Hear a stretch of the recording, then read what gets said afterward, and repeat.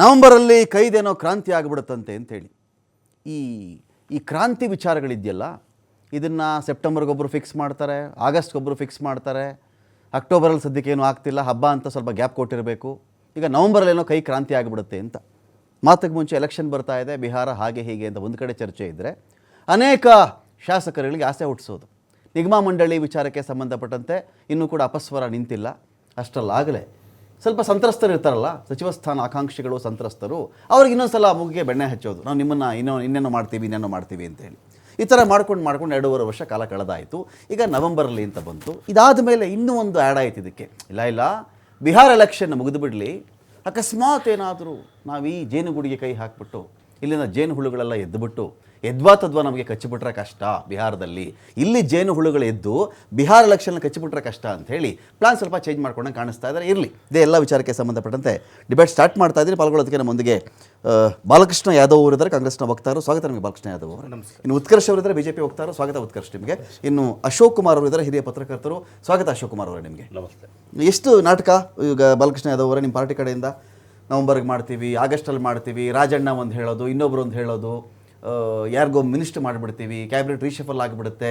ಎಷ್ಟು ನಾಟಕ ಆಡೋದು ನಿಮ್ಮ ಪಾರ್ಟಿಯಿಂದ ಓವರಲ್ ಆಗಿ? ಅಲ್ಲ, ನಾವು ಎಲ್ಲಿ ಯಾವ ವೇದಿಕೆಯಲ್ಲಿ ನೇರವಾಗಿ ಈ ರೀತಿ ಅದೇ ಟಿಫನ್ಗೆ ಸೇರಿದ್ವಿ, ಊಟಕ್ಕೆ ಸೇರಿದ್ವಿ, ಈ ಕಥೆಗಳೇ ನಂಬ್ಕೊಂಡು ನಾವು ಇರಬೇಕು ಅಂತನಾ? ಅಲ್ಲ ಕ್ರಾಂತಿ ಮಾತಾಡಿದಾರೆ ನಿಮ್ಮ ಪಾರ್ಟಿಯವರ, ಬೇರೆ ಪಾರ್ಟಿಯವರ? ಕ್ರಾಂತಿ ಒಂದ್ ನಿಮಿಷ ಸರ್, ಕ್ರಾಂತಿ ಮಾತಾಡಿದವ್ರು ಯಾರು ರೀ? ಅಲ್ಲ ಆಗ್ಲಿ, ನವಂಬರ್ ಕ್ರಾಂತಿ, ಸೆಪ್ಟೆಂಬರ್ ಕ್ರಾಂತಿ. ನಿಮ್ಮ ರಾಜಣ್ಣ, ಯಾರು ತುಮಕೂರು ಕಡೆ ರಾಜಣ್ಣ ಇದ್ರಲ್ಲ, ಹೇಳಿದ್ರಲ್ಲ, ಮನೆ ಕಳಿಸಿದ್ರಲ್ಲ ಅವ್ರನ್ನ, ಅವ್ರು ಹೇಳಿಲ್ವಾ ಅದನ್ನ? ನೋಡಿ, ನಮ್ಮದು ಒಂದು ಪಕ್ಷ, ಒಂದು ಹೈಕಮಾಂಡ್ ಪಕ್ಷ ಅಂತ ಯಾಕೆ ಹೇಳ್ತೀವಿ ಅಂದರೆ, ನಮ್ಮಲ್ಲಿ ಶಿಸ್ತಿದೆ. ತಳಮಟ್ಟದಿಂದ ಬ್ಲಾಕ್ ಕಾಂಗ್ರೆಸ್ಸಿಂದ, ಜಿಲ್ಲಾ ಕಾಂಗ್ರೆಸ್ಸಿಂದ, KPCCಯಿಂದ. ಯಾವ ಪಾರ್ಟಿಲಿ ಇಲ್ಲ? ಅಲ್ಲಲ್ಲ, ಏನು ಸ್ಪೆಷಲ್ ಯುನೀಕ್ ನಿಮ್ಮ ಪಾರ್ಟಿ? ಎಲ್ಲ ಪಾರ್ಟಿಲೂ ಇದೆ ಅದು. ಎಲ್ಲ ಪಾರ್ಟಿಲೂ ಆಯಾ ಹಂತಗಳ ಅವ್ರು ಮೋರ್ಚಾ ಅಂತ ಮಾಡ್ಕೊಂಡ್ರೆ ನೀವು ಬ್ಲಾಕ್ ಅಂತೀರಾ. ವ್ಯತ್ಯಾಸ ಏನು? ನಿರ್ದಿಷ್ಟ ಸಮಯದಲ್ಲಿ ಪ್ರಪಂಚದಲ್ಲಿ ಯುನೀಕ್ ಪಾರ್ಟಿನ ನಿಮ್ದು? ಯಾವ ಪಾರ್ಟಿಲೂ ಈ ಥರದ ಹಂತವೇ ಇಲ್ಲ ಅನ್ನೋ ಥರದಲ್ಲಿ ನಮ್ಮ ಹಾಗಲ್ಲ ಸರ್. ನೀವು ನಮ್ಮ ಪಕ್ಷದ ಇತಿಹಾಸವನ್ನು ತಾವು ಗಮನಿಸಿದ್ರೆ ಬೇರೆ ಪಕ್ಷಗಳನ್ನು ಕೂಡ ಕಂಪೇರ್ ಮಾಡಿ ನೋಡಿ. ಇಂಡಿಪೆಂಡೆನ್ಸ್ ಕತೆ ಬೇರೆ ರೀ, ಇಂಡಿಪೆಂಡೆನ್ಸ್ ಆದ್ಮೇಲೆ ಬಂದಿರೋ ಕತೆ ಬೇರೆ. ನೀವು ಅದೇ ಇದು ಅಂತ ಮಾಡಬೇಡಿ. ಆ ಉದ್ದೇಶ ಸ್ವಾತಂತ್ರ್ಯಕ್ಕಾಗಿ, ಇದು ಸಂವಿಧಾನ ಬಂದ್ಮೇಲೆ, ಸ್ವಾತಂತ್ರ್ಯ ಬಂದ್ಮೇಲೆ ಇದು ಬಂದಿರೋದು ರಾಜಕೀಯಕ್ಕಾಗಿ. ಎರಡು ಮರ್ಜ್ ಮಾಡಬೇಡಿ ನೀವು ಇದನ್ನ, ಎರಡು ಬೇರೆ ಬೇರೆ ಪಾರ್ಟ್ ಅಲ್ಲಿ. ಒಂದು ನಿಮಿಷ. ಸೊ ಈ ರೀತಿಯ ಹೂವಾಪೋಗಳನ್ನು ಯಾರು ಹಬ್ಬಿಸ್ತಾ ಇದ್ದಾರೆ ಅಂತ ಹೇಳಿದ್ರೆ, ಯಾರಿಗೆ ಈ ಒಂದು ನಮ್ಮ ರಾಜ್ಯ ಸರ್ಕಾರ, ಕಾಂಗ್ರೆಸ್ ಸರ್ಕಾರ ಇಡೀ ದೇಶದಲ್ಲಿ ಮಾದರಿಯಾಗಂತಹ ಅನೇಕ ಯೋಜನೆಗಳನ್ನು ನಾವು ಹಾಕೊಟ್ವಿ. ಸಂವಿಧಾನಬದ್ಧ ಹಕ್ಕುಗಳನ್ನು ಈ ರಾಷ್ಟ್ರಕ್ಕೆ ಮಾದರಿಯಾಗಂಥ ಯೋಜನೆಗಳನ್ನು ಯಾವಾಗ ಕೊಟ್ವಿ, ನಮ್ಮ ಏನು ಸರ್ಕಾರ ಸಂವಿಧಾನಬದ್ಧವಾಗಿ ಸ್ಪಷ್ಟವಾದಂತಹ ಆಡಳಿತವನ್ನು, ಯಾರು ಕೆಳಗಡೆ ಬಿದ್ದಿರ್ತಾರೆ ಡೌನ್ ಟ್ರೇಡರು, ಅವ್ರನ್ನ ಮೇಲೆ ನಾವು ಮಾಡಿದ್ವಿ. ಪಾರ್ಲಿಮೆಂಟ್ ಇಂದ ನಿಮ್ಮ 11 ವರ್ಷ ಯಾಕ್ರಿ ಆಚೆ ಇಟ್ರು? ಹಂಗಾದ್ರೆ ಅಧಿಕಾರದಿಂದ ನಿಮ್ಮ what is a democracy? Democracy is a not only parliament, not only assembly. Democracy, it means ಬುಕ್ಕಲ್ಲಿ ಓದಿದ್ದೀನಿ ಇದೆಲ್ಲ ವಿಷಯ ನಾನು ಕೇಳ್ತಿರೋದು. ಇದೇ ನಿಜ ಆಗಿದ್ರೆ ಇಷ್ಟೆಲ್ಲ ಮಾಡಿದಂಥ ನಿಮ್ಮನ್ನ 11 ವರ್ಷ ಇದೇ ಜನ ಯಾಕೆ ಆಚೆ ಇಟ್ರು ಸರ್? ಒಂದ್ ನಿಮಿಷ, ಅಧಿಕಾರದ ದೂರ ಆಚೆ ಇಟ್ರು ನೋಡಿ sir. That is democracy system ಅಲ್ಲಿ ನಾವು ಕೇಂದ್ರದಲ್ಲಿ ಸೋತಿದ್ದೇವೆ, ಒಪ್ಕೊಳ್ತೇವೆ. ಆದರೆ ನಾವು ಇವತ್ತು ಹಾಗಾದ್ರೆ ಕೇಂದ್ರ ಸರ್ಕಾರ ಬಿಜೆಪಿದಿತ್ತಲ್ಲ, ಬಿಜೆಪಿ ಆಡಳಿತ ನಡೆಸ್ತಾ ಇದ್ರಲ್ಲ, ದೆಹಲಿ ಅಂತ ರಾಜ್ಯದಲ್ಲೇ ಪ್ರಧಾನಮಂತ್ರಿ ನಿವಾಸ ಇತ್ತು, ಅಲ್ಲಿ ಅಧ್ಯಕ್ಷರಿದ್ರು. ಹಾಗಾದ್ರೆ ದೆಹಲಿನಲ್ಲಿ ಯಾಕೆ ಬಿಜೆಪಿ ಅವರು ಸೋತ್ರು?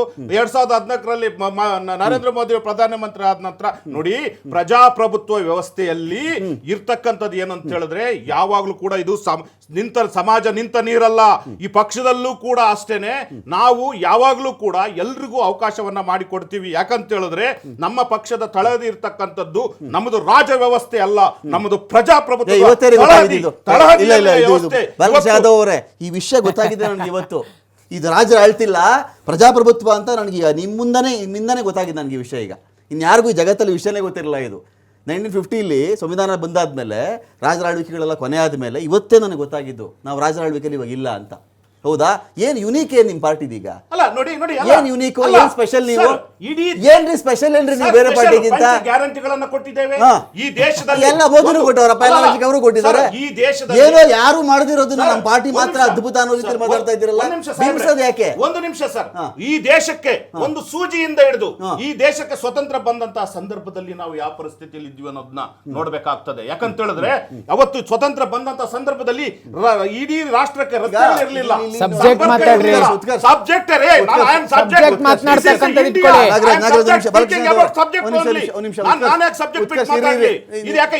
ದೇಶದ ರಸ್ತೆಗಳ ಈಗ ಸಬ್ಜೆಕ್ಟ್ ಬಾಲಕೃಷ್ಣ ಅವರೇ, ನಿಮ್ಮ ಭಾಷಣ ಆಮೇಲೆ ಕೇಳ್ತೀನಿ, ಚರ್ಚೆ ಮಾಡ್ತಿರೋದು ನಾವಿಲ್ಲಿ. ಉತ್ಕರ್ಷ್ ಅವರೇ, ನನ್ನ ಪಾಯಿಂಟ್ ಇದೆ ಇಲ್ಲಿ.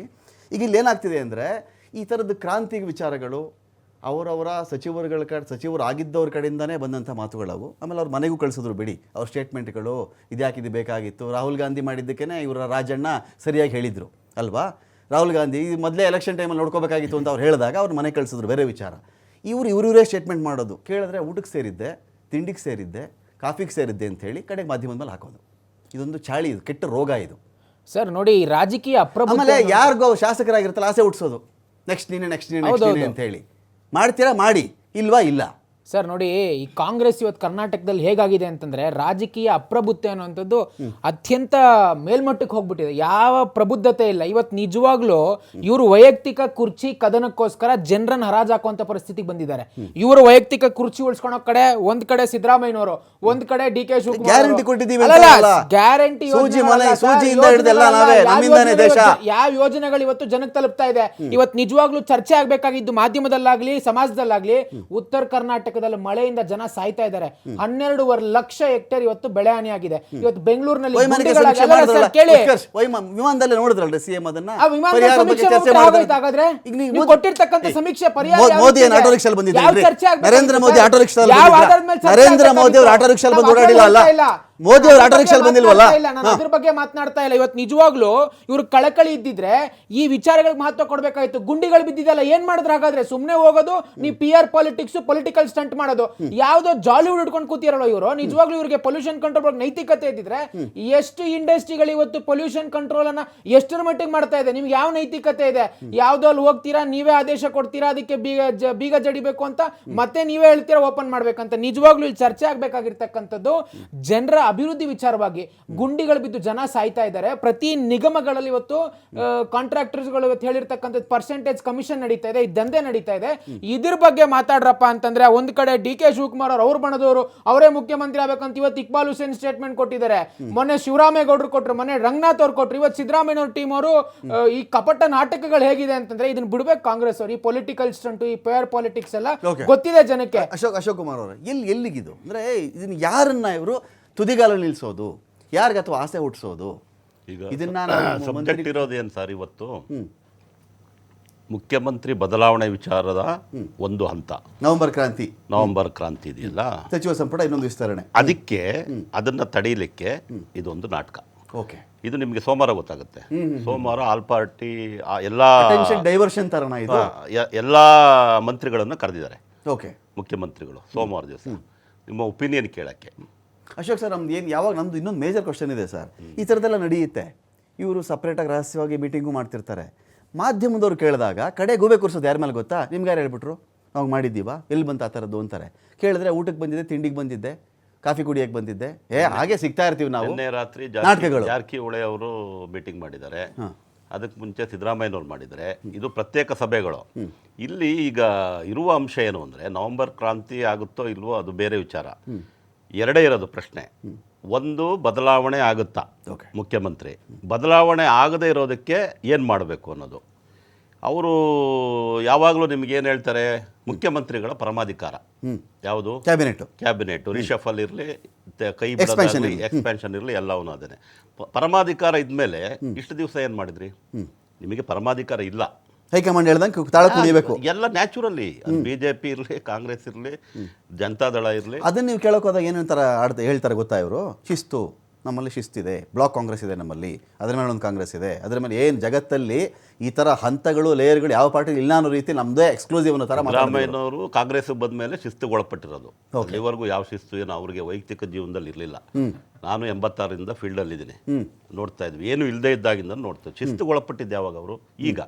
ಆಮೇಲೆ ಇವರು ಅಭಿವೃದ್ಧಿ ಕಾರ್ಯ ಇನ್ನೊಂದು ಹೇಳ್ತಾರಲ್ಲ, ಗ್ಯಾರಂಟಿಗಳು ಹೇಳ್ತಾರಲ್ಲ, ಏನು ನಡೀತಾ ಇದೆ ಹೇಳಿ ಸರ್? ಓಕೆ. ಒಂದೇ ಒಂದು ಕೆಲಸ ನಡೀತಿಲ್ಲ. ವರ್ಗಾವಣೆ, ರಿವೋಕು. ನಿಮಗೆ ಒಂದು ಹೇಳ್ತೀವಿ, ಒಂದು ಕ್ಷೇತ್ರದಲ್ಲಿ ಬೆಂಗಳೂರಿನಲ್ಲಿ ನನ್ನ ಹತ್ರ ಇದೆ ಇಲ್ಲಿ ದಾಖಲೆ, 106 ಕೋಟಿ ರೂಪಾಯಿ ಇದಾಗುತ್ತೆ, ಬಿಲ್ಲಾಗುತ್ತೆ. ಆಯಿತಾ? ಒಂದು ಏರಿಯಾದಲ್ಲಿ ಬಿಲ್ಲಾದಮೇಲೆ ಅವ್ರನ್ನ ಬ್ರದರ್ ಏನು ಮಾಡ್ತಾರೆ, ಸಸ್ಪೆನ್ಷನ್ ಮಾಡಿಸ್ತಾರೆ. ಓಕೆ. 16 ಜನ ಸಸ್ಪೆನ್ಷನ್ ಆಗ್ತಾರೆ. ಆದಮೇಲೆ ಲೋಕಾಯುಕ್ತಕ್ಕೆ ಹೋಗುತ್ತೆ ಕೇಸು. ಸರ್ ಒಂದೇ ತಿಂಗಳಲ್ಲಿ 9 ಜನ ರಿವೋಕ್ ಆಗ್ತಾರೆ. ಸೇಮ್ ಪೋಸ್ಟು, ಮಾಡಂಗಿಲ್ಲ. ದಂಧೆ, ದುಡ್ಡು. ನಿಮಗೆ ವರ್ಗಾವಣೆ ದಂಧೆ ಪ್ರತಿನಿತ್ಯ ಇವತ್ತು ನಡೆದಿದೆ.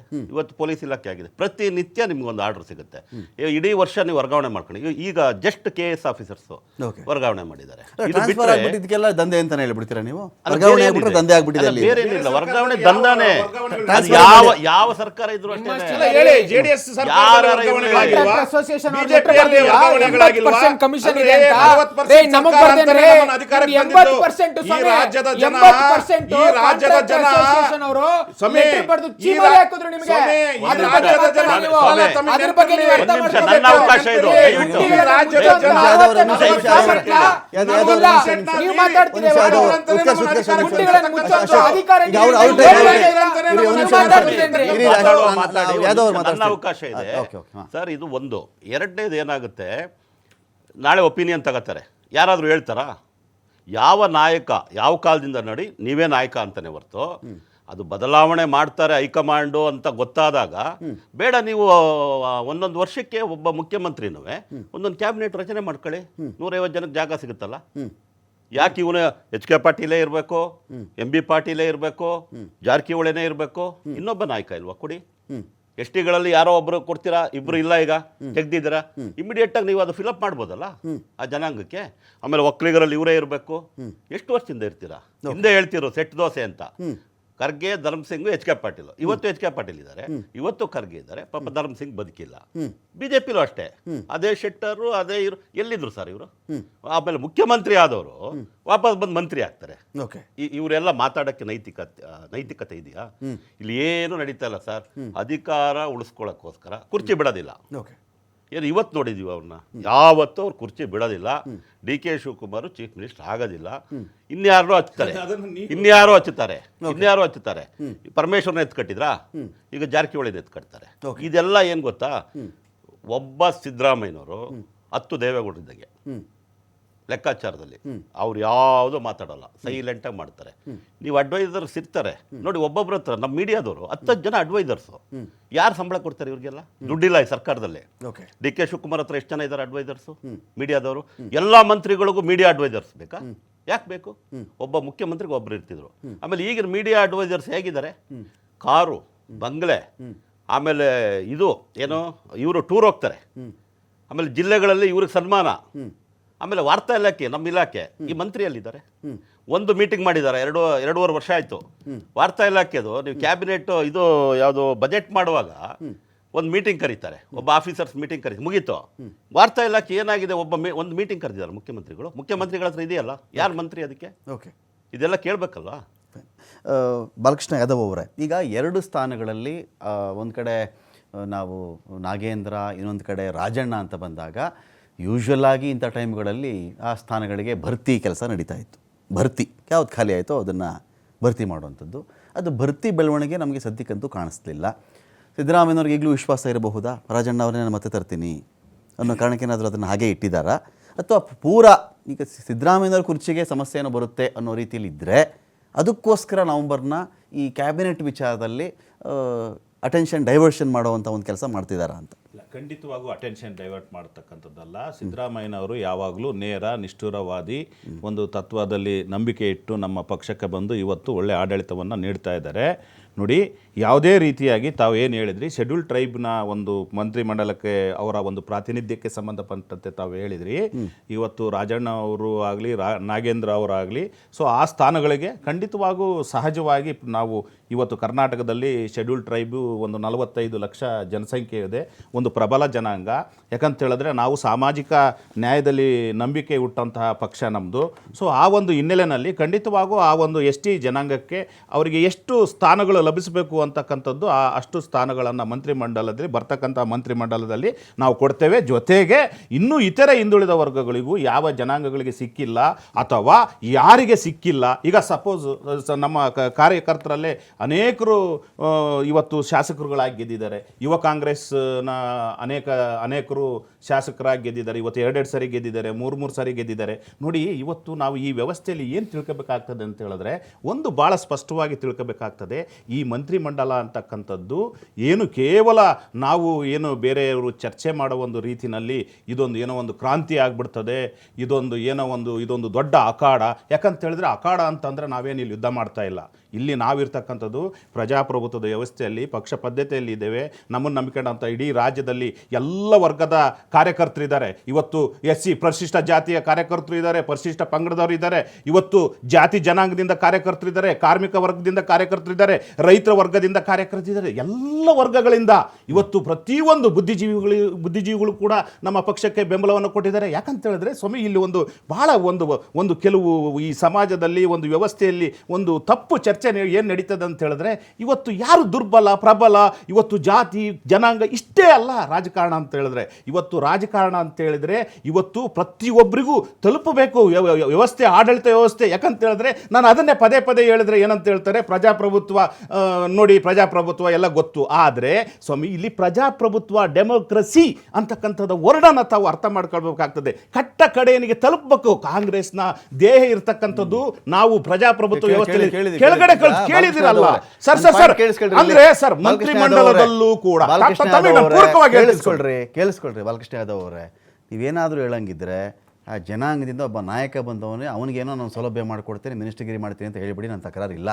ಆ ಜನಗಳಿಗೆ ಒಬ್ಬನ ತಂದು ನೀವೇನೋ ಒಬ್ಬನ ಮಿನಿಸ್ಟರ್ ಮಾಡಿಬಿಡ್ತೀರಿ, ಇನ್ನೊಬ್ಬ ಒಂದು ಯಾರೋ MLC ಮಾಡಿಬಿಡ್ತೀರಿ, ಇನ್ನೊಬ್ಬನ MLA ಮಾಡಿಬಿಡ್ತೀರಿ ಅಂತ ಮಾತ್ರಕ್ಕೆ ಇಡೀ ಜನಾಂಗವನ್ನು ನಾವು ಸರ್ವಾಂಗೀಣವಾಗಿ ಅಭಿವೃದ್ಧಿ ಮಾಡಿಬಿಡ್ತೀವಿ ಅನ್ನೋ ಹಸಿ ಸುಳ್ಳನ್ನು ಇನ್ಮೇಲಂತೂ ಹೇಳಬೇಡಿ. ಸಾಕು, ಹೇಳ್ಬಿಟ್ಟಿದ್ದೀವಿ ಇದನ್ನು. ಆ ವ್ಯಕ್ತಿ, ಆ ಲೀಡ್ರು ಅವ್ನ ಮನೆ ಬೆಳೆಯುತ್ತೆ. ಯಾವ ಜನಾಂಗ ಅಂತ ನೀವು ಕರಿತೀರೋ ಆ ಕೇರಳ ಆ ಮನುಷ್ಯ ಉಳ್ಕೊಳ್ಳಲ್ಲ ರೀ. ಆ ಕೇರಳ ಮನುಷ್ಯ ಉಳಿಯಲ್ಲ. ನೀವು ಯಾವ್ಯಾವ ವರ್ಗ ಅಂತ ಮಾತಾಡ್ತೀರೋ ಆ ಜನಾಂಗದಿಂದ ಫಸ್ಟ್ ಅವನು ದೂರ ಆಗ್ತಾನೆ. ಈ ನಾಟಕಗಳು ಬಿಟ್ಬಿಡಿ. ನಿಮ್ಮೆಲ್ಲಾದರೂ ನೀವು ಕಾಂಗ್ರೆಸ್ನವರು ಯಾವುದೇ ಪಾರ್ಟಿನೂ ಇದೇ ನಾಟಕ ಬಿಟ್ಬಿಡಿ. ಎಷ್ಟು ದಿನ ಅಂತ ಕಾರ್ಯಕರ್ತರು, ಆ ನಾಯಕ ಅವ್ನು ನಾವು MLC ಮಾಡಿಬಿಟ್ವಿ, ಅವ್ನಿಗೆ ಅವಾರ್ಡ್ ಕೊಟ್ಬಿಟ್ವಿ, ಅವ್ನಿಗೆ ಅವಾರ್ಡ್ ಕೊಟ್ಟ ತಕ್ಷಣ ಇಡೀ ಸಮುದಾಯಕ್ಕೆ ಉದ್ಧಾರ ಆಗ್ಬಿಟ್ರು. ಹಾಗಾದ್ರೆ ಈ ಬಿಜೆಪಿ ಅವರು ಏನ್ ಮಾಡ್ತಿದ್ದಾರೆ ಸ್ವಾಮಿ? ಈ ದೇಶವನ್ನು ಭಾವೋದ್ವೇಗಕ್ಕೆ ಕೇಳಿಸ್ಕೊಳ್ರಿ, ನೀವು ಕೇಳಿಸ್ಕೊಳ್ರಿ. ಈಗ ಒಂದು ನಿಮಿಷ ನಮ್ಮ ಕೇಳಿಸ್ಕೊಳ್ರಿ. ರಾಜಣ್ಣ ಇಡೀ ಸಮುದಾಯ ಏನ್ರಿ? ರಾಜಣ್ಣ ಇಡೀ ಸಮುದಾಯ. ನೀವು ಕೇಳಿಸ್ಕೊಳ್ರಿ ಯಾವ್ದೋ ಒಂದ್ ನಿಮಿಷ ಕೇಳಿಸ್ಕೊಳ್ರಿ, ಯಾವ್ದವ್ರ ಕೇಳಿಸ್ಕೊಳ್ರಿ. ರಾಜಣ್ಣನ XYZ ಅವ್ರನ್ನೊಬ್ಬರು ಮಿನಿಸ್ಟರ್ ಮಾಡಿಬಿಟ್ರೆ ಇಡೀ ಸಮುದಾಯಕ್ಕೆ ನಾವು ಪ್ರಾತಿನಿಧ್ಯ ಕೊಟ್ಬಿಟ್ಟಿವಿ ಅಂದ್ಬಿಟ್ಟು ಆ ಜನಗಳಿಗೆಲ್ಲ ಮಂಕುಬೂದಿ. ಆ ಜನ ಹಂಗೆ ಒಂದ್ ನಿಮಿಷ ಉತ್ಕರ್ಷ್, ಈಗ ಇಲ್ಲಿ ಏನ್ ಗೊತ್ತಾಗಿದೆ, ಎಂಥ ದೊಡ್ಡ ಡ್ರಾಮಾ ಇದು ಅಂತ ಹೇಳಿದ್ರೆ ನಮ್ಮ ಜನಕ್ಕೆ ಇನ್ಮೇಲಾದ್ರೂ ಅರ್ಥ ಆಗ್ಬೇಕಿದು. ಆ ಸಮುದಾಯದಿಂದ ಅವ್ನು ಯಾರೋ ಬಂದಿದ್ದ, ನಿಮ್ಮ ಪಾರ್ಟಿಗೆ ಮೆಂಬರ್ಶಿಪ್ ತೊಗೊಂಡಿದ್ದ, ಒಂದು 10-15 ವರ್ಷ ಓಡಾಡಿದ್ದ, ಅವ್ನು ನಿನ್ನ ಮಿನಿಸ್ಟರ್ ಮಾಡ್ತೀವಿ, MLC ಮಾಡ್ತೀವಿ, ನನಗೆ ಬಿಟ್ಟಿದ್ದು. ಇವ್ರು ಮಾಡೋ ನಾಟಕ ನಾಟಕ ಹೆಂಗಿರುತ್ತೆ ಅಂದ್ರೆ, ಒಂದು ನಿಮಿಷ ಇರ್ರಿ, ಮಾತಾಡ್ಬಿಡ್ರಿ. ಹಸಿ ನಾಟಕ ಯಾವ ಥರ ಇರುತ್ತೆ ಅಂದರೆ, ಇಡೀ ಸಮುದಾಯಕ್ಕೆ ನಾವು ಪ್ರಾತಿನಿಧ್ಯ ಕೊಟ್ಬಿಟ್ಟಿದ್ದೀವಿ, ಅವನೊಬ್ಬ ತಂದುಬಿಟ್ಟಿದ್ದೀವಿ, ಇಲ್ಲಿ ಅವನು ನಾನು ಸಿಂಹಾಸನ ಕೂರಿಸ್ಬಿಟ್ಟಿದ್ದೀನಿ ಅಂದರೆ ಇಡೀ ಸಮುದಾಯದ ಕಟ್ಟ ಕಡೆ ಮನುಷ್ಯನಿಗೆ ಅಧಿಕಾರ ರೀಚ್ ಆಗ್ಬಿಡ್ತಾ ಅಲ್ಲಿಗೆ, ಅವನು ಕೂಡ ಮಿನಿಸ್ಟರ್ ಆಗ್ಬಿಟ್ಟ ಅಂತ. ಉತ್ಕರ್ಷ್, ಸಪೋರ್ಟಿಂಗ್ ಆಗಿ ಎಷ್ಟು ದಿನ ಸರ್ ನಾಟಕಗಳು ಆಡ್ಕೊಂಡಿದ್ರಲ್ಲ, ಜೀವನ ಮಾಡ್ಕೊಂಡು ಇದರಲ್ಲೇ ಜೀವನ ಮಾಡ್ಕೊಂಡು ಬಂದ್ಬಿಟ್ಟು ಮಡಿವಾಡ್ರದ್ದು ಒಂದು ಸಮಾವೇಶ ಆಯ್ತು. ನಿಮ್ಮಿಂದ ಒಬ್ರು MLA ಬರ್ಬೇಕು. ಹೌದು ಕೊಟ್ರ ಗೋಪಿಕೃಷ್ಣನ್ ಟಿಕೆಟ್ ಕೊಡ್ಬೇಕು ಇವರು. ಒಂದ್ ನಿಮಿಷ ಇರಿ ಸರ್, ಟಿಕೆಟ್ ಕೊಟ್ಟರು ನಾನು ಹೇಳ್ತೀನಿ. ಇಲ್ಲ ಅಶೋಕ್ ಸರ್, ಕೊಡ್ಲಿಲ್ಲ. ಅಶೋಕ್ ಸರ್, ಆ ಟಿಕೆಟ್ ಕೊಟ್ಟರು ನಂದು ಇದೇ ಮಾತೆ ಸರ್. ಅವ್ರು ಪ್ರಾಮಿಸ್ ಮಾಡಿದ್ರು ಸಮುದಾಯಕ್ಕೆಲ್ಲ ಇಡೀ ಸಮುದಾಯ ಯಾರೋ ಒಬ್ರು ಕೊಡ್ಬೇಕು. ಸರಿ, ಇವರೇ ಹೇಳ್ತಾರೆ, ಇವರೇ ಹೇಳ್ತಾರೆ.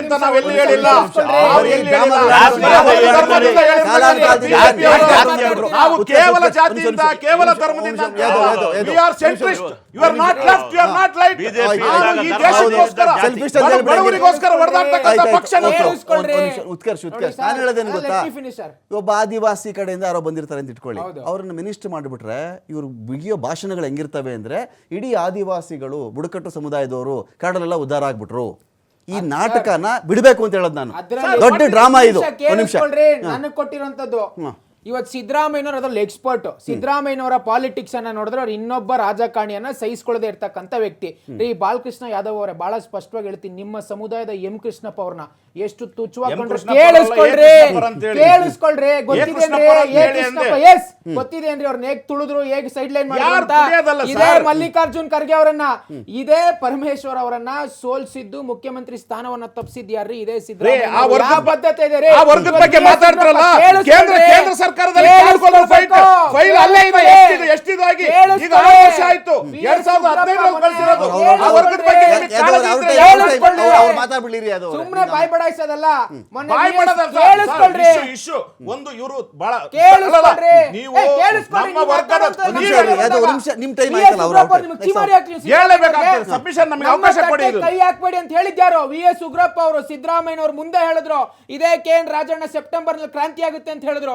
ಮಹಾದೇವಪ್ಪನವರು ಹೇಳಿದ್ರು ಸಿದ್ದರಾಮಯ್ಯನವರೇ ಮುಂದುವರ್ತಾರಂತ. ರೀ ನಿಮಗೆ ಗೊಂದಲದ ಗೂಡಾಗಿದೆ. ನಿಮ್ಮ ಗೊಂದಲ ನೀವು ವಿಜಯೇಂದ್ರ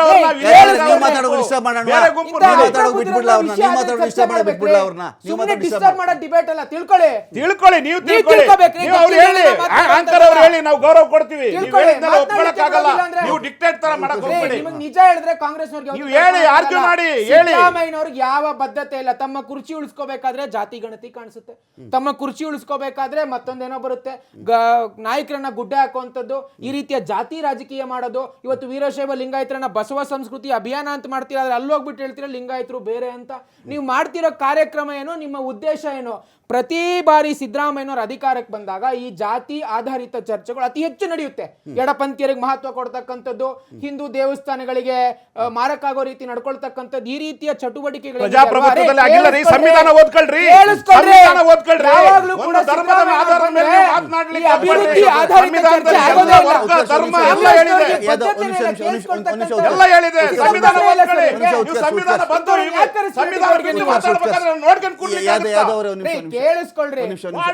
ಉತ್ಕರ್ಷ ನಿಮಿಷ. ಈಗ ಅಶೋಕ್ ಸರ್ ಇಲ್ಲಿ ಏನಾಗ್ಬಿಡುತ್ತೆ, ಈ ಜಾತಿ ಗಣತಿ ಅಥವಾ ಅದು ಸಮೀಕ್ಷೆ, ನಾನು ಗಣತಿ ಅಂತ ಕರೆಯೋಕ್ಕೆ ಹೋಗಲ್ಲ, ಅದು ಗಣತಿ ಆಗಲ್ಲ. ಅದು ಯಾರೇನು ಮಾಡಿದ್ರು ಗಣತಿ ಮಾಡೋಕ್ಕಾಗಲ್ಲ. ಒಂದು ಸ್ಟೇಟ್ ಗೌರ್ಮೆಂಟ್ಗೆ ಆ ಹಕ್ಕೇ ಇಲ್ಲ.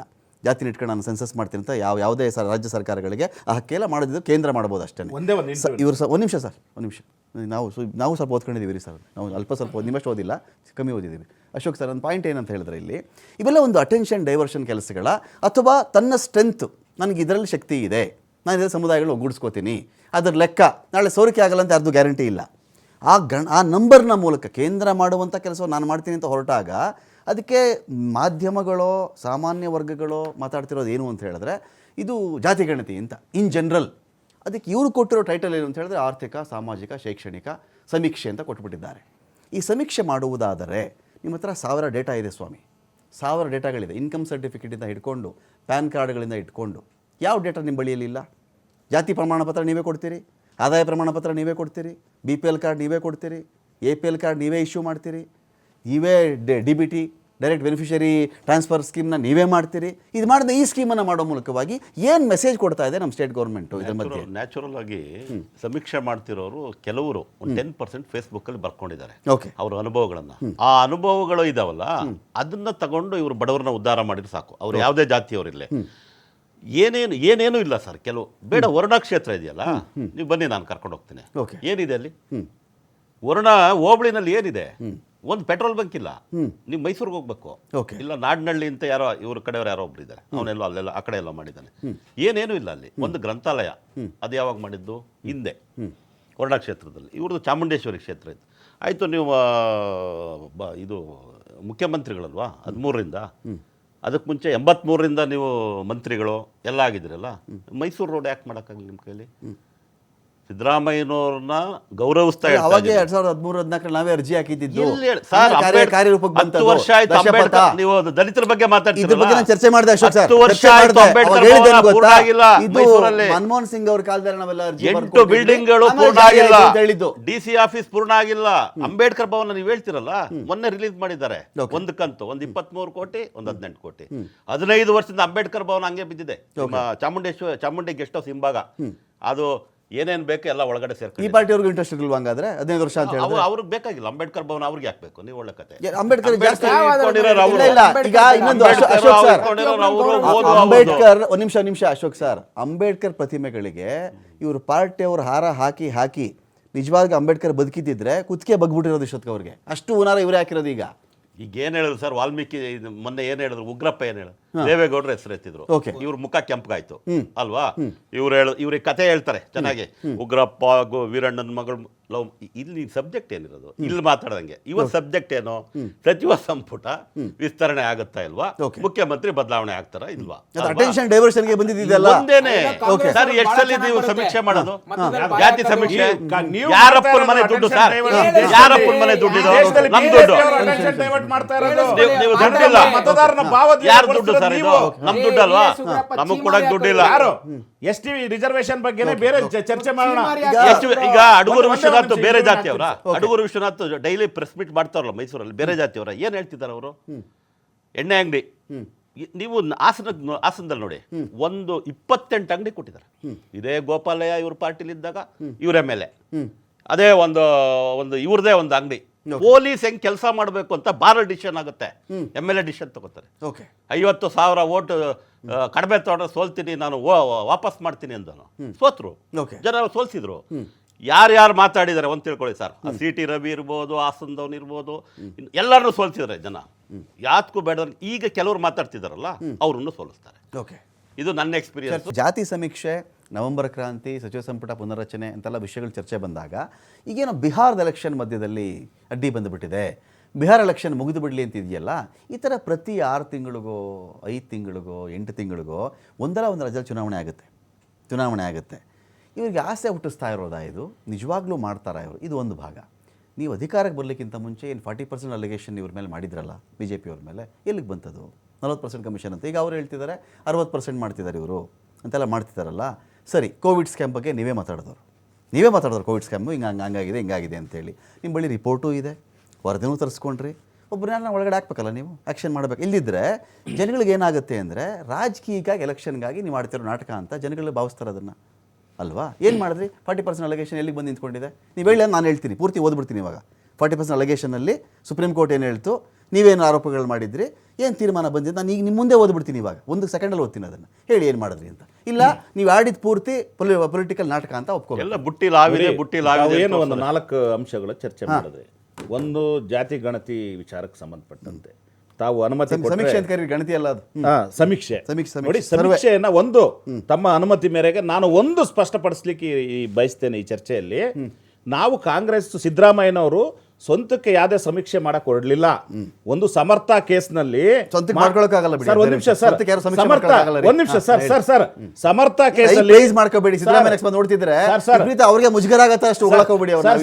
ಸಮರ್ಥ ಕೇಸಲ್ಲಿ ಸುಪ್ರೀಂ ಕೋರ್ಟ್ ಆರ್ಡರ್ ಮಾಡುತ್ತೆ ಇಮ್ಮಿಡಿಯೇಟ್ ಆಗಿ. ಯಾಕೆ ಅಂತ ಹೇಳಿದ್ರೆ, ಇದು ಏನು panchayat Raj system reservation OBC ಹಂಚಂತ ಸಂದರ್ಭದಲ್ಲಿ ವೈಜ್ಞಾನಿಕ ಮಾನದಂಡವಾಗಿ ಸೆನ್ಸಸ್ ಇಲ್ದಲೆ ನಾವು ಮಾಡ್ಲಿಕ್ಕಾಗಲ್ಲ.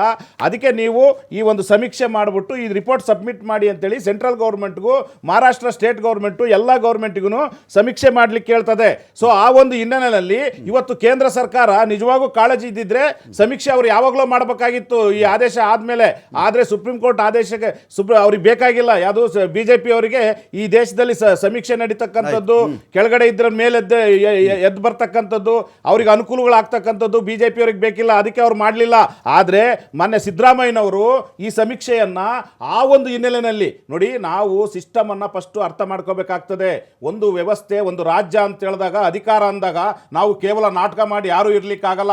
ನಾಟಕ ಮಾಡೋದು ಏನಾದ್ರು BJP JDS ನವರು ಇರ್ಬೋದು, ಆದ್ರೆ ಕಾಂಗ್ರೆಸ್ನವರು ಯಾವತ್ತೂ ಕೂಡ 40% ದೇಶಕ್ಕೋಸ್ಕರ ಅವರಿಗೆ ನಾನು ಹೇಳಿದ್ದು ಇದು ಸುಪ್ರೀಂ ಕೋರ್ಟ್ ಆದೇಶದ ಪ್ರಕಾರ ಮಾಡಿದೀವಿ ಅಂತ ಅಷ್ಟೇ ನಾನು ಹೇಳಿದ್ದು. 2ನೇ ಪಾಯಿಂಟ್ 40%. ಇವತ್ತು ಹೌದು 40% ಇವ್ರದ್ದು ಏನು BJP ಸರ್ಕಾರ ಬಂದ ಮೇಲೆ ಆಯ್ತು ಹಗರಣ. ಈ ರಾಜ್ಯದ ಜನ ನಿಮಗೆ ಸಾಕಪ್ಪ, ನೀವು ಬಾಯಲ್ಲಿ ಒಂದು ಹೇಳ್ತೀರಾ, ನೀವು ಮಾಡೋದು ಕೃತಿನಲ್ಲಿ ಒಂದು ಮಾಡ್ತೀರಾ, ಸೊ ನಿಮ್ಗೆ ಇದೇ ನಿಮ್ದು ಅಚ್ಚೆ ದಿನ, ಅದಕ್ಕೆ ನಿಮ್ಮನ್ನು ಮನೆ ಕಳಿಸ್ತಾ ಇದೀವಿ ರಿಸಲ್ಟ್ ಹೇಳಿ ಇದಕ್ಕೆ. ನೋಡ್ರಿ, ನಮಗೆ ರಿಪೋರ್ಟ್ ಸಿಕ್ಕಿದೆ. ಆ ರಿಪೋರ್ಟ್ ಸಿಕ್ಕ ಮೇಲೆ ನಮ್ಮ ಕಾನೂನಿನಲ್ಲಿ ಅವಕಾಶಗಳನ್ನ ಒಂದ್ ನಿಮಿಷ ಸರ್, ಒಂದ್ ನಿಮಿಷ ರೀ, ಅದಲ್ರಿ ಸಿಸ್ಟಮ್ ನಿಮಗಿಲ್ಲ ರೀ. ಅಯ್ಯೋ ಮಾತು ಹೇಳ್ಬೇಡಿ ಬಿಜೆಪಿ ಅವರೇ, ನನಗೂ ಬರ್ತದೆ, ನನಗೂ ಬುದ್ಧಿವಂತಿಗೆ ಆರಿಕೆ ಉತ್ತರ ಕೊಡೋದು ಬಿಡಿ, ಚರ್ಚೆ ಮಾಡಿ. ಗಲಾಟೆ ಮಾಡೋದಾದ್ರೆ ನಾನು ಗಲಾಟೆ ಮಾಡ್ತೀನಿ. ನೀವು ಗಲಾಟೆಗೆ ಬಂದಿದ್ರೆ ನಾನು ರೆಡಿ. ಗಲಾಟೆ ಬೇಡ. The Supreme Court hasn't directly ruled on the Congress allegations of a 40% commission in Karnataka. However, the Lokayukta investigation initiated based on letters from contractors to the then opposition leader Siddaramaiah found no evidence to support the claims against the BJP. Instead, the investigation suggested that the Congress government might be involved in even larger scale corruption, with some contractors alleging commission of up to 80%. ಮುಖಕ್ಕೆ ಹೊಡೆದಂಗೆ ಇದೆಯಲ್ರಿ ಇದು report. ನಿಮ್ಗೆ ಏನು ಅನ್ಸಲ್ವೇನ್ರಿ report ಎಲ್ಲ ಓದಿದ್ರೆ? ನೋಡಿ sir, Covid case ನೀವೇ ಹೇಳಿದ್ರಲ್ವೇನ್ರಿ? ಹೌದು, ಹಾಕ್ರಿ ಅವ್ರ ಒಳಗಡೆ ತನಿಖೆ ನಡೀತಾ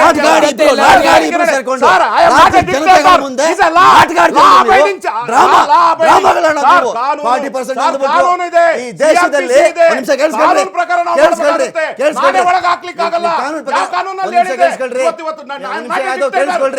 ಕೇಳಿಸ್ಕೊಳ್ರಿ. ನಾನು ಇದೇ ದೇಶದಲ್ಲಿ ಕೋವಿಡ್ನಿಂದ ಸತ್ತಂಥ ಜನಗಳ ಪರವಾಗಿ ಗಂಟೆಗಟ್ಟಲೆ ಮಾತಾಡಿದ್ದೀನಿ. ನಾನು ಗಂಟೆಗಟ್ಟಲೆ ಫೈಟ್ ಮಾಡಿದ್ದೀನಿ. ನೀವೇನು ಮಾಡಿದ್ರಿ? ಚುನಾವಣೆಗೆ ಬಳಸ್ಕೊಂಡ್ರಿ, ಎಲೆಕ್ಷನ್ಗೆ ಬಳಸ್ಕೊಂಡ್ರಿ. ಆಯಿತು, ಜನ ಕನ್ವಿನ್ಸ್ ಆಗಿಬಿಟ್ರು ಕೋವಿಡಲ್ಲಿ ಹಗರಣ ಮಾಡಿದ್ದಾರೆ ಇವರು. ಅವರೇನು ದೊಡ್ಡ ಸರಿ ಅಂತ ನಾನು ಮಾತಾಡ್ತಾ ಇಲ್ಲ ಇಲ್ಲಿ. ಹಗರಣ ಮಾಡಿದ್ದಾರೆ ಹಾಗೆ ಹೀಗೆ ಎಲ್ಲ ಹೇಳಿದ್ರಿ.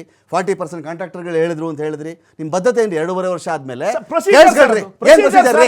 ನಯಾ ಪೈಸೆ ಎವಿಡೆನ್ಸ್ಗಳಿಲ್ಲ ನಿಮ್ಮ ಹತ್ರ. ಅಲ್ಲ ರೀ, ನಯಾ ಪೈಸೆ 50 ಪೈಸೆ ಎವಿಡೆನ್ಸ್ಗಳಿಲ್ಲ ನಿಮ್ಮ ಹತ್ರ. 2.5 ವರ್ಷ ನಾಟಕ ಆಡ್ಬಿಟ್ಟು ಕ್ಷಮೆ ಕೇಳಿ. ಹಂಗಾದ್ರೆ ಅಲ್ಲ ರೀ, ಸುಳ್ಳು ಹೇಳ್ಕೊಂಡು ಕೇಳಿಸ್ಕೊಳ್ರಿ, ಸುಳ್ಳು ಹೇಳ್ಕೊಂಡು ಜನಗಳ ಮುಂದೆ ಓಟ್ ಕೇಳಿದ್ವಿ ನಾವು ಅಂತ ಕ್ಷಮೆ ಕೇಳಿ. ಪ್ರಕ್ರಿಯೆ ಚಾಲನೆಯಲ್ಲಿದೆ, ಕಾನೂನುಬದ್ಧವಾಗಿ ಇನ್ನೊಂದು ಎಲೆಕ್ಷನ್ಗೆ ಬಳಕೆ ಆಗುತ್ತೆ, ಇನ್ನೊಂದು ಚುನಾವಣೆ ಯೂಸ್ ಆಗುತ್ತೆ. ನೇರವಾಗಿ ಅವ್ರನ್ನ ನಾನೇ ಒಳಗಾಕ್ಲಿಕ್ಕೆ ಆಗಲ್ಲ. 2027 ಎಂಡಕ್ಕೆ ಯೂಸ್ ಆಗುತ್ತೆ. ಅವಾಗ ರಿಪೋರ್ಟ್ ಬಂದಾಗ ನಮ್ಗೆ ಇನ್ನೂ ಬಳಕೆ ಆಗುತ್ತೆ. ಅವಾಗ ಇಬ್ಬರು ಅರೆಸ್ಟ್ ಮಾಡಕ್ ನಮ್ಗೆ ಅನುಕೂಲ ಆಗುತ್ತೆ. ಇದಾ ನಾಟಕ, ಡ್ರಾಮಾ? ಸರ್, ಖಂಡಿತವಾಗಿ ತಮ್ಮ ಕಾಳಜಿಗೆ ಕಾಂಗ್ರೆಸ್ ಪಕ್ಷ ಏನು ಜನಗಳು ಸತ್ತಾಗ ಇದೆಲ್ಲ ಮಾತಾಡಿ 2.5 ವರ್ಷ ಆದ್ಮೇಲೆ ಒಂದು ಶಿಕ್ಷೆ ಕೊಡಿಸ್ತಿಲ್ಲ ಒಬ್ಬರನ್ನ. ಸುಧಾಕರ್ ಕಿರ್ಚಿದ್ ನೀವೇ ಅಲ್ವೇನ್ರಿ? ನಿಮ್ಮ ಕಾಳಜಿಗೆ ನಾವು ಬೆಲೆ ಕೊಟ್ಟಿದ್ದೇವೆ. ಹೋಮ್ ಮಿನಿಸ್ಟರ್ ಪರಮೇಶ್ವರ್ ಅವರು ಸಪರೇಟ್ ಮೀಟಿಂಗ್ ಮಾಡಿದ್ರು. ಮೀಟಿಂಗ್ ಮಾಡಿದ್ದಾರೆ, ಹೋಮ್ ಸೆಕ್ರೆಟರಿ ಕೊಟ್ಟಿದ್ದಾರೆ. ಪ್ರೊಸೀಜರ್ ನಡೀತಾ ಇದೆ. ಗಮನಿಸಿ, ಪ್ರೊಸೀಜರ್ ಕೋಡ್ ಹೋದ್ರಿ, ಯಾರು ಒಳಗೆ ಒಂದೇಟಿ ಹಾಕ್ಲಿಕ್ಕೆ ಆಗಲ್ಲ ಬಿಜೆಪಿ ಅವರೇ. ಒಂದ್ ನಿಮಿಷ ಇರ್ರಿ. ಈಗ ನನ್ನ ಪ್ರಶ್ನೆ ಏನು ಗೊತ್ತಾ ಉತ್ಕರ್ಷ್, ನೀವು ಇವ್ರ ಮೇಲೆ ಅಲಿಗೇಷನ್ ಮಾಡಿದ್ರು ನಂದು ಇದೇ ವಾದ. ನೀವು ಏನು ಆರೋಪವನ್ನು ಮಾಡ್ತಿರೋ ಅದಕ್ಕೆ ಬದ್ಧತೆ ತೋರಿಸ್ಬಿಟ್ಟು ಅವ್ನ ಒಳಗಡೆ ಹಾಕಬೇಕು. ಇಲ್ವಾ? ಇದನ್ನ ಪೊಲಿಟಿಕಲ್ ಡ್ರಾಮಾ ಅಂತ ನಾನು ಕರೀತೀನಿ. ಇವರು ಕೋವಿಡ್ ಅಂದ್ರು, ಸುಧಾಕರ್ ಹಂಗ್ ಸ್ಕ್ಯಾಮು ಏನು ಇವ್ರು ಕಣ್ಣೀರು ಹಾಕಿದ್ದು ಈ ಜನಗಳು ಎಲ್ಲ ಮಾಡಿದ್ರಲ್ವಾ. 2.5 ವರ್ಷ ಆಯ್ತಪ್ಪ, ಏನಿಲ್ಲ. ಸುಪ್ರೀಂ ಕೋರ್ಟ್ ಹೇಳಿದ್ರೆ ಇನ್ನೂ ಪ್ರೊಸೀಜರ್ ಇದೆಯಂತ ಇದು. ಯಾವುದು ಇದು? 40%. ಸುಪ್ರೀಂ ಕೋರ್ಟ್ ಹೇಳಿದ್ಮೇಲೆ ಇನ್ನೂ ಪ್ರೊಸೀಜರ್ ಇದೆಯಂತ ಇದು ನಾನು ನಂಬೇಕು ಈ ಜಗತ್ತು. ನೋಡಿ ಸರ್, ಕಾಂಗ್ರೆಸ್ ವಕ್ತಾರರಿಗೆ ಸ್ವಲ್ಪ ಮಾಹಿತಿ ಕೊಡ್ತೇವೆ.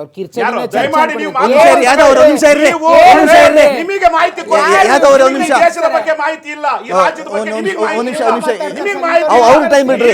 ಯಾದವ್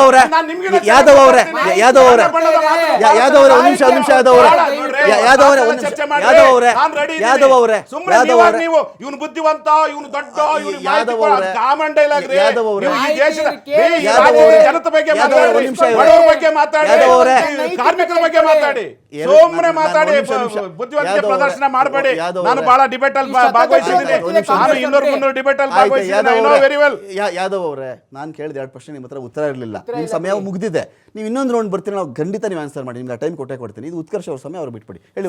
ನೋಡಿ ಸರ್, ಇವತ್ತು ನಾವಲ್ಲ, ಕಾಂಟ್ರಾಕ್ಟರ್ ಅಸೋಸಿಯೇಷನ್ ಅಧ್ಯಕ್ಷರು ಲೆಟರ್ ಬರೀತಾರೆ 80% ಮೀರ್ಬಿಟ್ಟಿದೆ ಕಮಿಷನ್ ಅನ್ನುವಂಥದ್ದು ಅಂತ. ಇವತ್ತೇನು ಸಾಮಾಜಿಕ ನ್ಯಾಯ ಬದ್ಧತೆ ಬಗ್ಗೆ ಮಾತನಾಡ್ತಾರಲ್ಲ ಕಾಂಗ್ರೆಸ್ ವಕ್ತಾರರಿಗೆ ಬಹಳ ಸ್ಪಷ್ಟವಾಗಿ ಹೇಳ್ತೀನಿ, ವಾಲ್ಮೀಕಿ ಹಗರಣ ಮಾಡಿ ಯಾರು ಲೂಟಿ ಹೊಡೆದಿದ್ದು?